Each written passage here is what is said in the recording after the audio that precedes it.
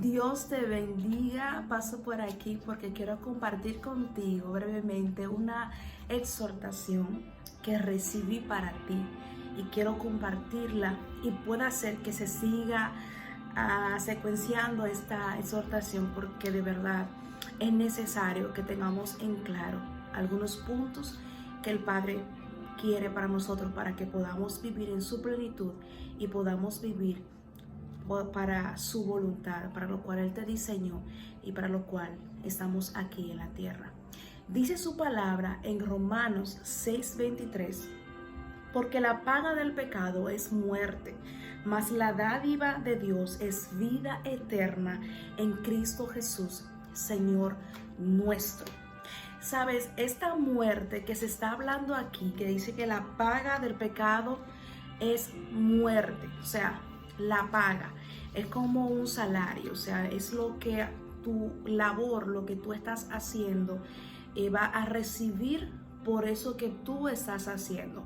Por eso es que la salvación no es, no la obtenemos por lo bueno que seamos ni por las cosas buenas que hagamos, sino por medio de Cristo Jesús es que obtenemos la salvación y somos liberados del pecado, porque Jesús pagó en la cruz por nuestros pecados. O sea que hubo un pago, ¿verdad? Hubo un salario, hubo algo que se pagó. O sea que la salvación en cierto sentido no es gratis como nosotros pensamos, sino que tuvo un precio, un alto precio, y fue por gracia, por ese amor que Dios tiene para nosotros.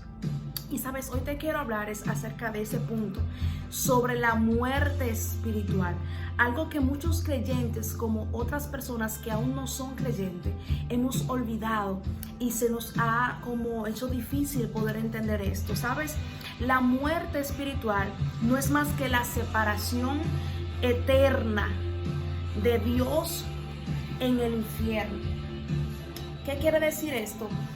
Que nosotros automáticamente vivimos una vida en pecado y empezamos a vivir lejos de la voluntad de Dios. Entonces es porque estamos separados de Dios. O sea, el pecado no está ligado a Dios.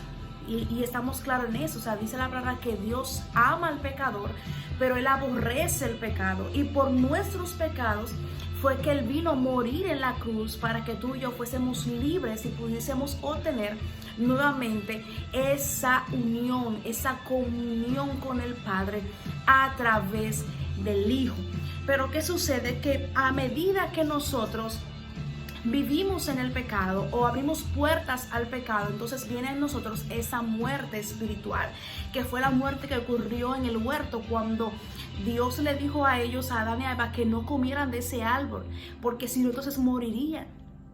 O sea, Dios no se estaba refiriendo a la muerte física, sino a la muerte espiritual, que es la parte más esencial, la parte más importante que tenemos que tener en cuenta. ¿Sabes? Pero lo importante de todo eso es que Dios, a pesar de esta muerte, también Él mismo nos da la respuesta a cómo nosotros podemos salir de ese estado, de esa muerte espiritual y cobrar vida, que es nada más y nada menos que recibiendo a Jesús en nuestros corazones, para que entonces podamos tener vida eterna, como lo dice que más la dádiva de Dios es vida eterna en Cristo Jesús, Señor nuestro. O sea, por medio de Jesús nosotros obtenemos nuevamente la salvación, obtenemos la vida eterna y empezamos a vivir. Algo muy importante que queremos, o sea, que quiero que tú tomes en cuenta, y es que una muerte espiritual, o sea, nos referimos a esto, a una vida apática, a una vida sin sentido, a una vida sin entusiasmo, sin vida, sin motivación, sin propósito, sin un norte. Toda persona que se encuentra en este estado está viviendo una muerte espiritual. Si ese es tu estado en la cual la vida para ti no tiene sentido, no tiene importancia, pues estás viviendo en una muerte espiritual. Tienes que revisarte, tienes que buscar ayuda espiritual, tienes que reconocer tu falta, reconocer tu pecado, para que entonces la vida de Dios pueda volver a gobernar en tu vida. Todo aquel que está en pecado está separado de Dios. Sabes, mira, En una ocasión, cuando yo estaba más niña, no recuerdo bien la edad, si era los 10 años, si era los 9, no recuerdo, pero recuerdo que yo era creyente, yo era cristiana, y es algo que algunas personas que me conocen lo han escuchado de testimonio, pero yo era cristiana. Sucede que luego de un tiempo me descarrié porque no estaba en el lugar donde me había convertido, sino que estaba en otro lugar viviendo con mi abuela, y bueno, todo en el lugar allí todos eran descarriados, o sea, no eran creyentes, y yo pues no tenía donde congregarme, las iglesias quedaban lejos, en casa no había nadie que me llevara, o sea, imagínese usted, y era difícil, yo una niña, ¿cómo iba a subir tan lejos? O sea, era difícil. En fin, es que yo me descarrié. Y duré un buen tiempo en el mundo, en la cual el enemigo cegó mi entendimiento, endureció mi corazón muy fuerte. Y recuerdo que el enemigo a cada rato me ministraba. El punto de Satanás era que yo me quitara la vida.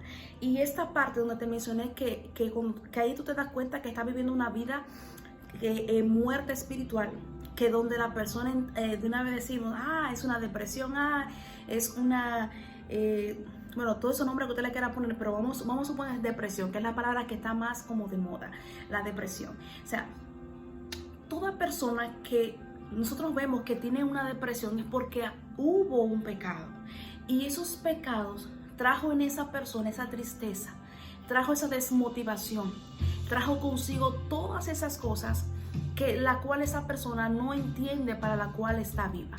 En mi caso, yo había pecado, había desobedecido a Dios, o sea, estaba de nuevo en mis propios deseos, o sea, me había alejado de Dios y empecé a vivir mi adolescencia lejos de Dios. Claro, yo me acordaba de la palabra, no les voy a decir que no, y esto me daba temor hacia Dios, o sea, me hacía vivir una vida que aunque estaba en el mundo, yo tenía y me acordaba de la palabra, yo decía, no, yo no puedo hacer esto.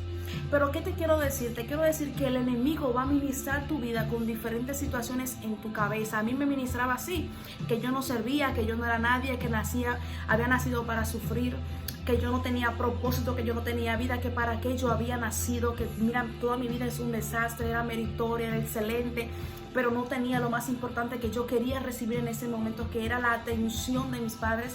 Pues mi padre desde los 3 años se separaron, o sea, yo viví, vamos a decir que separada de mis padres, viví un tiempo con mi abuela, un tiempo con mi mamá, un tiempo con mi papá, un tiempo con mi mamá, hasta que me quedé con mi mamá, o sea, y era de aquí para allá, de allá para acá, o sea, no tenía una estabilidad emocional buena, no tenía tampoco una buena estabilidad con mis padres porque estaba de aquí para allá, o sea, yo sí lo amaba a ellos, ellos me amaban a mí, pero a su manera. Entonces, esa forma de yo no recibir ese amor cuando adolescente, me hacía entender que ellos no me querían, o sea, el enemigo me ministraba esto, y yo recuerdo que todas las noches yo lloraba. Vivía una vida muy triste. En la calle era otra Giselle, pero adentro era otra Giselle. En la calle era una chica muy feliz, muy alegre, muy estudiosa, muy meritoria. Compartía, me relacionaba, pero en mi casa no era así, era lo contrario. Yo no vivía media apática, vivía algo aburrida, no me expresaba, era tímida, no tenía así como esa libertad de expresión, y todas las noches yo lloraba. Pero sucede que un día, recuerdo que mientras vivía en la casa de mi papá, yo estaba dormida, pero el enemigo ministrando a mi vida, recuerdo que un día me dijo, quítate la vida porque tú no sirves, tú no ves, no se preocupan por ti, nadie te quiere. Yo tenía ese espíritu de menosprecio, de rechazo.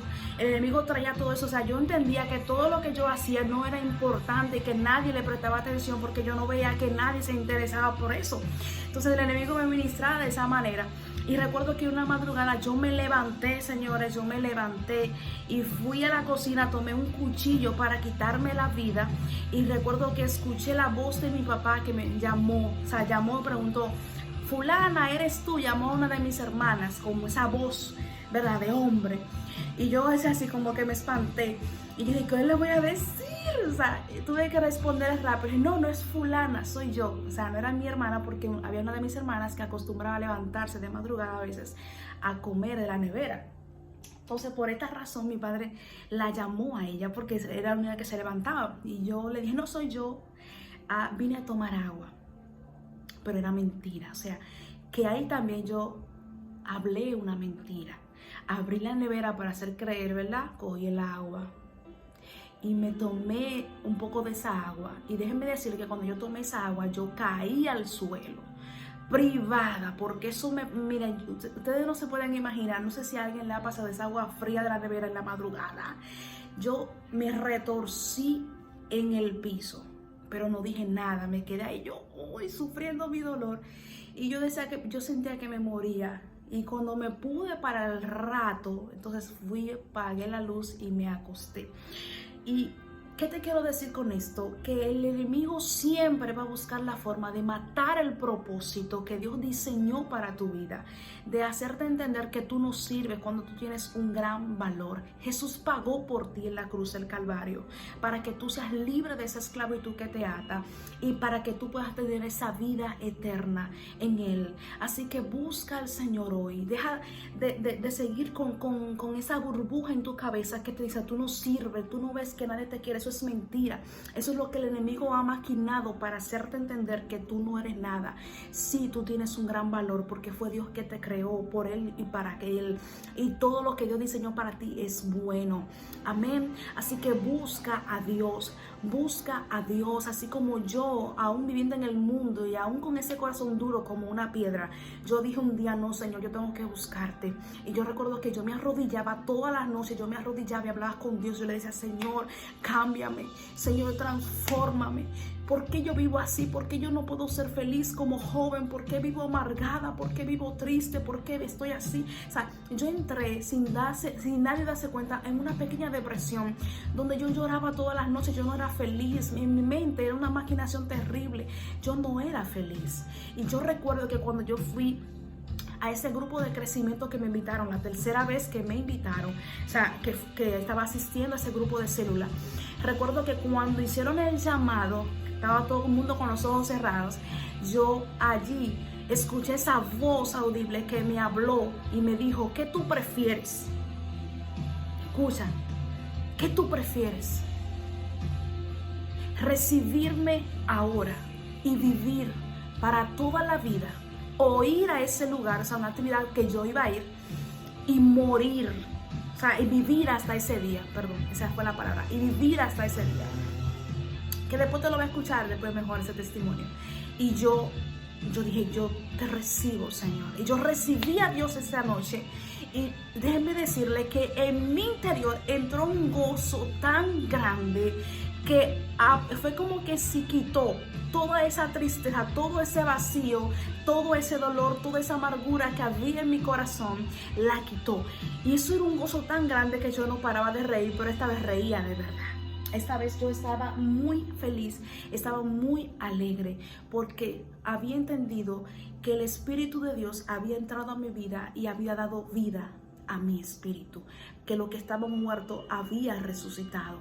Y hoy el Espíritu Santo de Dios te quiere decir, yo quiero que tú tengas vida y vida en abundancia. Ese vacío que tú tienes en tu corazón no es porque te hace falta una jipeta del año, no es porque te hace falta una casa, no es porque tu marido no te está dando el amor que tú necesitas o tus hijos o porque tus padres te abandonaron, no es por eso ese vacío. O sea, esas son cosas que forman parte del vacío, pero el vacío mayor que hay en el corazón de todo ser humano se llama Jesucristo.